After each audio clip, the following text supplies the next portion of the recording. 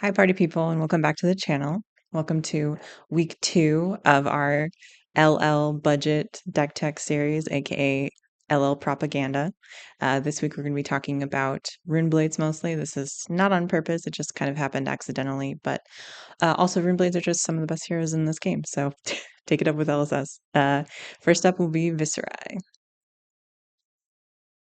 All right, Viserai is up as our first deck tech this week. Viserai just uh, won. Nova Chan just won with this deck, or with a very similar version of this deck at the Shizuoka Battle Hardened last weekend. So this is actually based off that list. Just a slightly budget version of it. But the whole thing right now is that a lot of the Rune Blade Majestics are kind of cheap right now, so the deck itself is not that expensive as you're going to see. So this has a very interesting hero power where uh, your Rune Blade card, if it follows a non-attack action card, then you'll get a rune chant for this. So the whole idea of this deck is to stack Viz's hero power, Bloodsheath, Scalata, and your rune chant generators like Vexing Quillhand, Deadwood Dirge, which is just unrestricted, which is part of the reason why this deck is back in the meta. Read the Runes and Revel in Runeblood to have an absolutely ridiculous pop-off turn with Sonata Arcanics.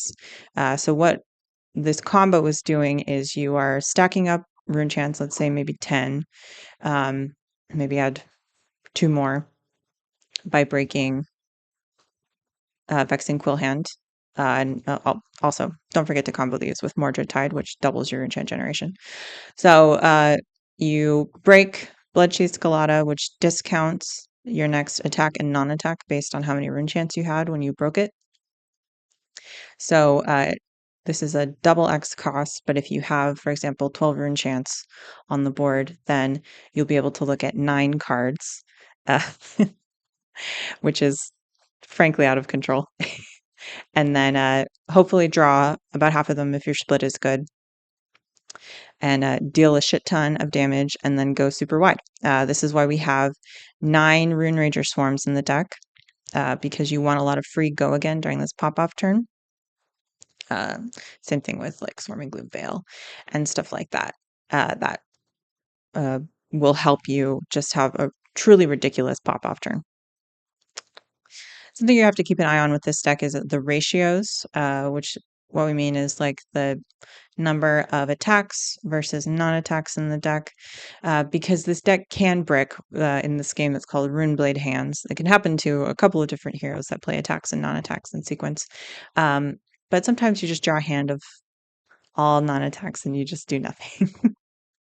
So that can be a little frustrating. So I think this deck is pretty good on that front, but that can still happen. That's still fail state in this deck, so just be warned. So some things that Nova did to sort of help with this, a couple things are down in the maybe section, which is where I'm putting the upgrades so that you can keep track of them.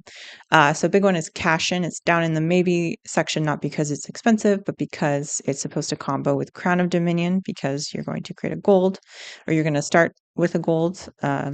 And then when you draw your cash in, you can destroy the gold rather than pay 4 resources, because 4 resources is kind of a lot. It's not too bad in this deck. It kind of is, but you're not often going to have 4 resources. And the really nice thing about Cash-In is that because it's a non-attack, and Viz's hero ability does not require that your first non-attack be a Runeblade card. Cash-In can also be 1/2 of a rune chant, which is pretty good. For upgrades, you're going to want to prioritize Grasp of the Arknight. This is for the matchups where you're going to need to block. It's also just one of the best arm pieces ever printed in this game. Like, Battle Worn 2 is pretty insane, and it can help you filter out a brick hand, especially turn 0. A lot of the time, you're going to want to still run Quill Hand for your pop-off turn, but Grasp is just like always a good card, so you should just always have it. Next is probably Face Purgatory. Again, you really need the Runeblade Fridge, which is what we call like the defensive our armor suite. That's like really powerful. Um, you're going to need the fridge to protect your pop-up hands, especially against, like disruption and big damage from other heroes. And Face Purgatory is just one of the best in slot cards. For Runeblade, Chrono Dominion is for the matchups where you're going to be racing. A really, really high priority for this actually is Spellbound Creepers, because while it has about 3 books worth of text on it, are very, very powerful. And once you learn how to play with them, can help you get around some of the awkwardness in this list with some stingy go again, I would say. Right now, it's not too bad, and Rattlebones will serve a lot of that function for you right now if you have the 2 resources. You can play this as an instant and get your action point back if you have dealt arcane damage. It'll help you play Read the Runes or Revel in Runeblood again to get your action point back, just to supercharge and get ready for your Sonata Arcanics. Do some tricky things like when your Zen opponent pops their chest to get their Zen state token and negate all of your rune chants, then in response, you can grab you can Creepers in your Condemned to Slaughter, destroy the Zen state, and then say fuck you, essentially. Unfortunately,